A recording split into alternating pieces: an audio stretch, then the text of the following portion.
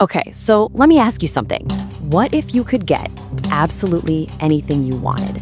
I mean, your deepest desire. But the price, well, the price was a task that would push you right to the edge of your own morality. Today, we're going to dive into a forgotten gem from 2011 that explores exactly that, and it does it all from just one single room. It's this incredible show called The Booth at the End. Yeah, that's the question, isn't it? It's the one that sits at the absolute heart of this entire show. So really think about it for a second. Your deepest, most desperate desire. What would you be willing to do to make it come true? What's the price you'd pay? All right, let's get into the specifics. So, The Booth at the End came out back in 2011. And it's this perfect mix of drama, thriller, and mystery. It seriously delivers on all three, but what makes it so special is its incredibly simple, minimalist setup. It's unlike anything else. So let's talk about the man in the booth. The whole story takes place in what looks like just your average, everyday American diner. You know the type.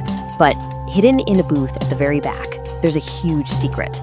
And that's where we meet this mysterious guy at the center of it all.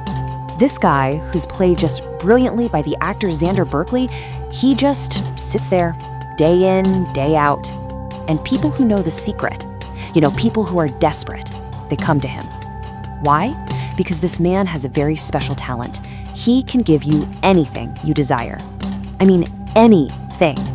And getting started is so simple, it's almost chilling. There's no secret handshake, no big ritual.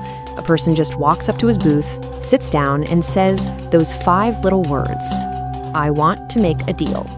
That's it. That's the signal. All right, so the price of a wish, because every desire has a task. And you knew this was coming, right? Of course, there's a catch. This isn't some free lunch. Every single thing you could possibly ask for, from the mundane to the miraculous, comes with a price. And that price is always a task. And the process itself is really simple. Step 1, you tell him what you want. Step 2, he gives you your task. Step 3, you go do it. And then step 4, and this part is absolutely critical to the deal, you have to come back and tell him what happened. You have to report in. So he pulls out this little notebook, flips through it, and assigns the task. But here's the kicker. The single most important rule of this whole game, you can always say no. He never, ever forces anyone. The choice is 100% yours. Which means the responsibility, that's all on you too. Okay, now we get to the really brilliant part. The tangled web of tasks. Because one person's wish is always another person's consequence. And this is where the show goes from just a cool idea to something truly genius. These tasks are not random. They're all connected in this incredible, intricate web, where one person getting their dream can literally become someone else's nightmare. Let me give you the perfect example from the show, okay? So, 2 different guys walk into the diner. Wish number 1 is from a heartbroken father, I want my dying son to live. Just gut-wrenching, right? Then there's wish number 2. I want to marry a beautiful model. I mean, they couldn't be more different, totally unrelated, or so you'd think. So let's start with the father. The man in the booth gives him his task. To save your son, you have to choose another child to die in his place. You have to find them, get their information, and essentially sign their death warrant. I mean, can you even imagine a more horrifying choice? Okay, but what about the guy who just wants to marry the model? What's his task?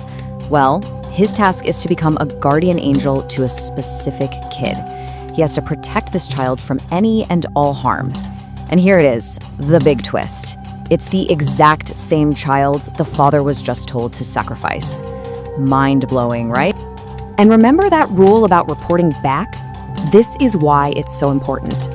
The man isn't some devil or angel. He's not a judge.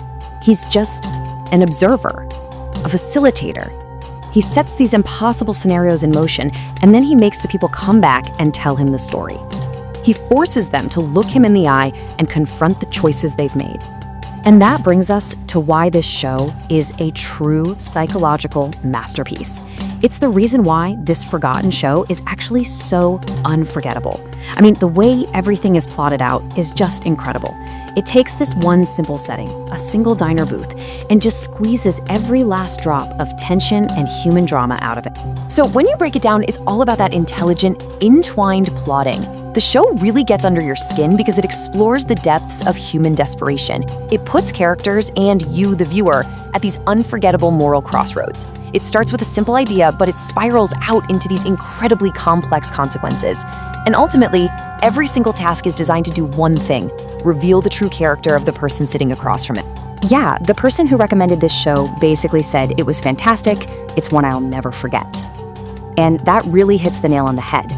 The way all these different stories crash into each other is just so well crafted that once you see how the puzzle fits together, you really can't forget it. It just stays with you. And that's really the whole point, isn't it?